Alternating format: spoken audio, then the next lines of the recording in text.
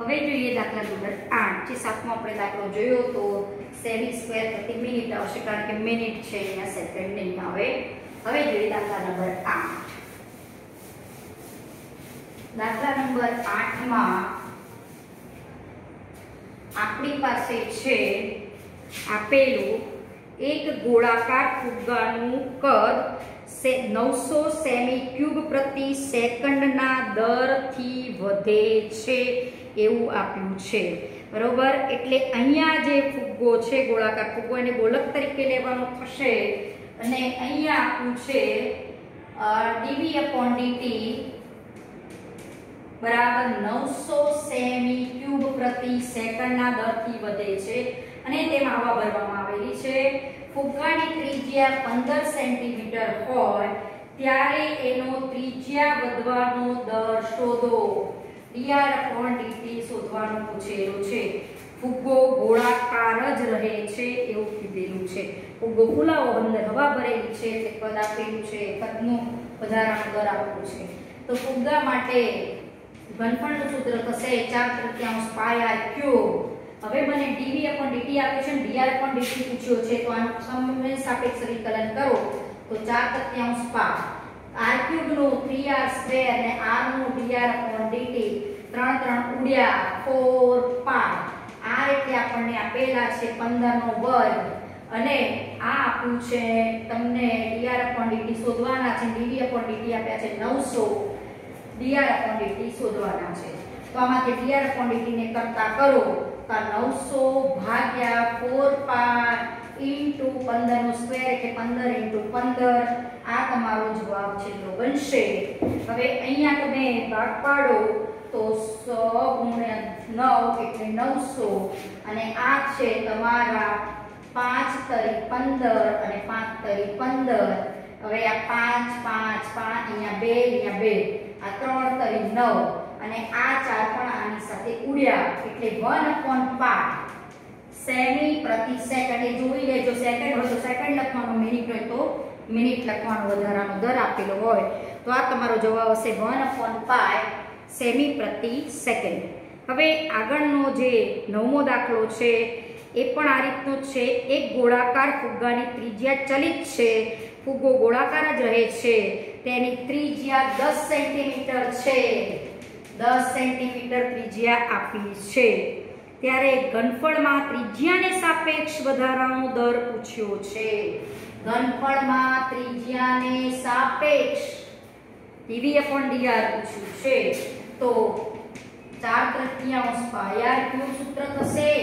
dv/dr એટલે 4/3 π આના સાપેક્ષ વિકલન 3r² થશે તમારો અહીંયા 3 ઉડશે 4 પાય r એટલે આપેલું છે 10 નો વર્ગ 100 ગુણ્યા 4 એટલે 400 પાય સેમી ક્યુબ પ્રતિ સેમી dv/dr પૂછ્યું છે એટલે સેમી ક્યુબ પ્રતિ સેમી 400 પાય આવશે। હવે આપણી પાસે 10મો દાખલો છે। એક 5 મીટર લાંબી નિસરણી દિવાલને ટેકવેલી છે। પહેલા રકમ આપણે વ્યવસ્થિત વાંચીએ અને પછી એની આકૃતિ દોરીએ અને એમાં જે વસ્તુ આપી છે એ નોંધી લઈએ, જે શોધવાની છે એ પણ નોંધી લઈએ। હવે અહીંયા એક 5 મીટર લાંબી નિસરણી દિવાલને ટેકવેલી છે। ધારો કે આ આપણી દિવાલ, આ આપણી જમીન અને આ છે આપણી નિસરણી 5 મીટર લાંબી છે, આ દિવાલને ટેકવેલી છે, આ દિવાલ ને ટેકવેલી આ નિસરણી છે। 5 મીટર લાંબી દિવાલને ટેકવેલી એક નિસરણી છે। સીડી કો કે નિસરણી તો સીડીનો નીચેનો છેડો જમીન ઉપર 2 સેમી પ્રતિ સેકન્ડના દરે દિવાલથી દૂર લઈ જવામાં આવે છે। ધારો કે આ x છે અને આ y છે, આ o અને આ a અને o અને આ b। હવે એમ કહે છે ફરીથી એક વખત વાંચીએ, સીડીનો નીચેનો છેડો એટલે આ છેડો જમીન પરના, આ જમીન પરનું એક આ બિંદુ થઈ જમીન પરનું બિંદુ થી 2 સેમી પ્રતિ સેકન્ડના દરે દિવાલથી દૂર લઈ જવામાં આવે છે। એટલે તમને અહીંયા dx/dt પૂછ્યો છે। આ નિસરણીના છેડાનું અહીંયાથી અંતર જો હું x કહું તો તમને આ આપ્યું છે 2 સેમી પ્રતિ સેકન્ડ dx/dt આપ્યું છે. દૂર લઈ જવાની છે 2 સેમી પ્રતિ સેકન્ડના દરથી દિવાલથી દૂર લઈ જવાની છે. હવે જ્યારે સીડીનો નીચેનો છેડો દિવાલથી 4 મીટર દૂર હોય, આ સેમી પ્રતિ સેકન્ડમાં આપ્યું છે અને દિવાલથી 4 મીટર દૂર હોય, ધારો કે આ મારી દિવાલ છે, આ દિવાલથી સીડીનો નીચેનો છેડો આ x બરાબર 4 મીટર, 4 મીટર એટલે 400 સેન્ટીમીટર લખી દઈએ કારણ કે સેમી પ્રતિ સેકન્ડમાં આપ્યું છે. દૂર હોય ત્યારે દિવાલ પર નિસરણની ઊંચાઈ કેટલી ઝડપથી ઘટે છે એવું પૂછ્યું છે. દિવાલ પર નિસરણની ઊંચાઈ કેટલી ઝડપથી, નિસરણની ઊંચાઈ ધારો કે લઈએ, આ ઊંચાઈ આટલે ટેકવેલી છે કે આટલી એનો જમીનથી આટલી ઊંચાઈ થઈ કહેવાય તો એ કેટલા દરથી ઘટે છે એ આપણો પ્રશ્ન છે. બરોબર, આ તમને આપેલી વસ્તુ છે અને આ પ્રશ્ન છે. હવે અહીંયા તમે એટલું તો કહી શકો કે આ કાટકોણ ત્રિકોણ દેખાય છે, x² + y² બરાબર 5² થાય, આટલું આપણે કહી શકીએ. 5² એટલે 25. હવે તમને y આમાંથી શોધી શકો, કેમ? કારણ કે તમને અહીંયા ખાલી 5² 25 આપ્યો છે, x 4 આપ્યો છે અને આ જે 25 મીટર છે, 5 મીટર છે, 5 મીટરને હું સેન્ટીમીટરમાં લખું તો 500 સેન્ટીમીટર લખાય, તો 500 નો વર્ગ થશે તમારો 25. 5 નો વર્ગ 25 અને બીજા બે 0 આવશે. બરોબર, બીજા બે 0 ને 25 અને 0 નો વર્ગ એટલે આ રીતે લખાશે. હવે એમાં તમને x આપ્યો છે 400 સેન્ટીમીટર આપ્યું છે. બરોબર, 400 સેન્ટીમીટર x આપ્યો છે. x ની જગ્યાએ અહીંયા મૂકો 400 નો વર્ગ એટલે 1600 + y². હવે અહીંયા 400 સેન્ટીમીટર એટલે 400 નો વર્ગ તમારો આ રીતે થશે 1600 અને બીજા બે 0, એ રીતે અહીંયા આ થશે y² બરાબર આ તમારો થશે અહીંયા આ જે 25 - 16 એટલે 9 અને પાછળ તમારા આટલા 0 આવશે. હવે આ તમારા સેમી થશે. હવે y નું વર્ગમૂળ કાઢો એટલે આ નું વર્ગમૂળ કાઢો એટલે 300 સેમી. y તમારો 300 સેમી મળશે. તમે અહીંયા મીટરમાં રાખીને કરો તો આ 4 નો વર્ગ 16 ને 5 નો વર્ગ 25, 25 - 16 એટલે 9 તમારા મીટર આવે. 9 મીટર, 9 નું વર્ગમૂળ આવશે 3 એટલે 3 મીટર એટલે 300 સેન્ટીમીટર. અહીંયા રાખીને કરો તો પણ ચાલશે અને સીધું આ રીતે સેમીમાં કન્વર્ટ કરીને કરશો તો પણ જવાબ આવશે. મને y મળી ગયો. આ વિકર્ણ dA લંબાઈ આપી છે. આપણો પ્રશ્ન છે dy/dt શોધો. dy/dt જ્યારે શોધવો હોય ત્યારે આપણને આપેલી વસ્તુ x² + y² બરાબર 25 એનો હું ઉપયોગ કરું. હવે અહીંયા બધું મીટરમાં જો રાખવું હોય તો મીટરમાં રાખી શકો અને આને સેમીને મીટરમાં કન્વર્ટ કરવા હોય તો પણ તમે સેમીને તમે મીટરમાં કન્વર્ટ કરીને લખી શકશો. એટલે લગભગ તમને અહીંયા આ દાખલામાં 2 સેન્ટીમીટર પ્રતિ સેકન્ડ આપેલું છે. બરોબર, એટલે આપણે એમાં બધાને સેમીમાં જ કન્વર્ટ કરશું. એટલે આનું વિકલન કરો એટલે 2x dx/dt. તો આ તમારો જો 500 મીટર લો તો આટલા લખાશે. બરોબર, અને અહીંયા 2y dy/dt આ અચળ પદનું વિકલન કોઈ પણ ચલને સાપેક્ષ 0 થાય. 2 કોમન કાઢો dx/dt પ્લસ y dy/dt બરાબર 0. તો અહીંયા તમને x આપેલો છે 400, dx/dt પણ આપેલા છે 2 સેન્ટીમીટર પ્રતિ સેકન્ડ, આ 400 સેમી, અને y શોધ્યો આપણે 300 સેમી. dy/dt આપણને મળી જાય. એટલે આ શું થશે dy/dt 400 × 2 એટલે 800, પેલી બાજુ જાય એટલે -800 ભાગ્યા 300 એટલે -8/3 dy/dt. એટલે કે એની દિવાલનો સરકવાનો દર -8/3 સેમી પ્રતિ સેકન્ડ લખાશે.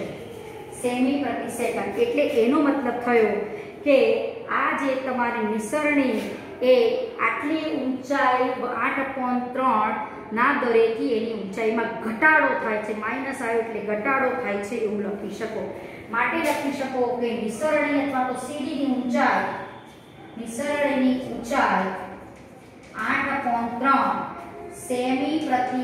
સેકન્ડના દરથી ઘટે છે એમ લખી શકો. માઈનસ છે એટલે ઘટે લખવાના તો માઈનસ લખવાના અને ઘટે લખો તો માઈનસ નહીં લખવાના. એ આ રીતે આપણો જે 10મો દાખલો છે પણ કરી શકો. દાખલા નંબર જોઈએ 11. 11મા દાખલામાં તમારી પાસે છે વસ્તુ એ નોંધવાની અને શોધવાની વસ્તુ પણ નોંધી લઈ અને કયા સૂત્રનો ઉપયોગ કરશો એ જોવાનું રહેશે. હવે જોઈએ દાખલા નંબર 11. 11મા દાખલાની રકમમાં આપણી પાસે છે એક પદાર્થ છે. આ વક્ર 6y = x³ + 2 પર ગતિ કરે છે. એક પદાર્થ છે, કોઈ આવું વક્ર છે 6y = x³ + 2, એના ઉપર આમ પદાર્થ ગતિ કરે છે. બરોબર. વક્ર પરના જે બિંદુએ તેનો વાયામ તેના એક્સિયામ કરતા 8 ગણી ઝડપે ફેરફાર થાય છે. વાયામના ફેરફારનો દર એટલે dy/dt. વાયામ તેમના એક્સિયામ કરતા 8 ગણી ઝડપે ફેરફાર થાય છે. એટલે વાયામ આપ્યો છે જે એક્સિયામના ફેરફાર કરતા એનો ફેરફાર 8 ગણી ઝડપે થાય છે. એટલે વાયામના ફેરફારનો દર એટલે dy/dt, એક્સિયામના ફેરફારનો દર એટલે dx/dt. આ વાયામનો ફેરફાર 8 ગણી ઝડપે થાય છે એક્સિયામના ફેરફાર કરતા, એટલે dy/dt = 8 × dx/dt આપેલું છે. તો તેના પરના બિંદુઓ પૂછ્યા છે. આપણને એમ પૂછ્યું છે કે આના ઉપરના બિંદુઓ કેટલા. બરોબર. આના ઉપરના બિંદુઓ શોધો. હવે આપણને આ વક્ર આપ્યો છે, આ બે વસ્તુ આપી છે, એના ઉપરના બિંદુઓ એટલે કે x ને y આપણને પૂછેલા છે. બરોબર. હવે dy/dt = 8 × dx/dt આપ્યું. હવે આ વક્ર તમારો છે આ રહ્યો. હવે એનું જો હું વિકલન કરું t ના સાપેક્ષ તો તમને આવું મળે 3x² dx/dt અને આ તમારો 2 નું વિકલન તો 0 થશે. dy/dt બરાબર આપ્યું છે તમને 8 × dx/dt એ અહીંયા મૂકી દો. 3x² dx/dt ઉડી ગયા. અહીંયા 3 ભાગાકારમાં આવશે એટલે અહીંયા 2 વધશે એટલે 16 = x².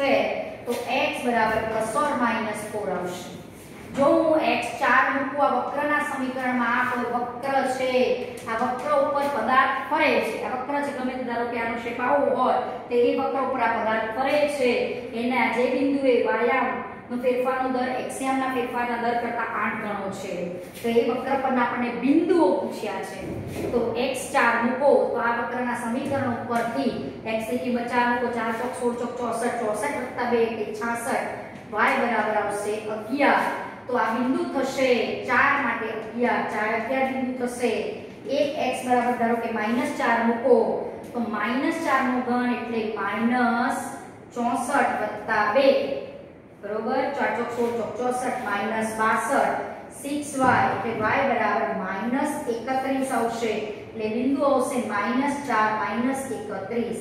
આ બે બિંદુઓ જે વક્ર ઉપર રહેલા છે અને એના ઉપર પદાર્થ જે ફરે છે એના વાયામના ફેરફારનો દર એક્સિયામના ફેરફારના દર કરતા 8 ગણો હોય તો આપણને આ બિંદુઓ મળશે.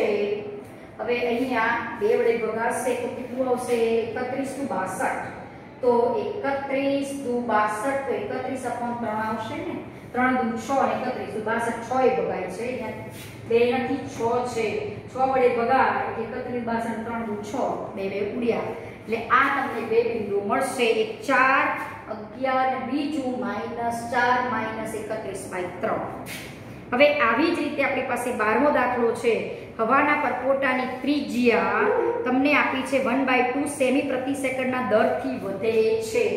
એટલે ત્રિજ્યા વધવાનો દર આપ્યો છે dr/dt 1/2 સેમી પ્રતિ સેકન્ડના દરથી વધે છે.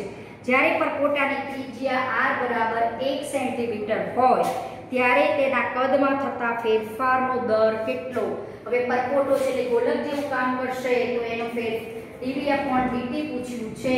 ઘનફળના ફેરફારનો દર, કદના ફેરફારનો દર પૂછ્યો છે. તો સૂત્ર છે v = 4/3 πr3.